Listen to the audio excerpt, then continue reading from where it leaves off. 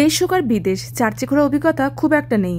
আর ওই দিন এই পাহাড়ে ঘুরতে এসেছিলাম পেকে যাওয়া পাতার রং দেখতে, ওই মানে ফল কালার। এসে এত বড় চার্চ দেখে না ঢুকে থাকতে পারলাম না। ঠিক ঢোকার আগে আমার মেয়ে হাত টেনে রেখে বলল চার্চে ঢুকতে গেলে নাকি খ্রিস্টান হতে হবে। আমি বললাম দূর বোকা, ঠাকুরের কাছে কোনো ধর্ম হয় না, সবাই আমরা মানুষ।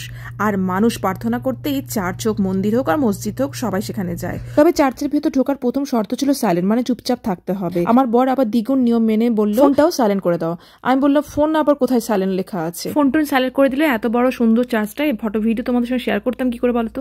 যাই হোক, এখানে দেখো এই বাইবেল রাখা থাকে, এখানে সবাই যখন আসে এখানে পড়ে, চার্চে প্রার্থনা করে চলে যায়। আমার মেয়েও মাদার মেরিকে কিছু প্রার্থনা করে নিল। আর এই জায়গাটা খুব চারদিকে বদ্ধ ছিল স্পেশাল ভাবে প্রার্থনা করার জন্য। আর এইগুলো এতগুলো কেন রাখা সেটা বুঝতে পারলাম না। যে যাই হোক, এত বড় সুন্দর চার্চ এই প্রথম আমার দেখা। আর বাড়িটাও ভীষণ সুন্দর ছিল। এই জায়গাটা এত সুন্দর, এখানে সবাই ফটো ভিডিও তুলতে আসে, সঙ্গে ও ফল কালারও দেখতে আসে। দেখা হচ্ছে পরের ব্লগে।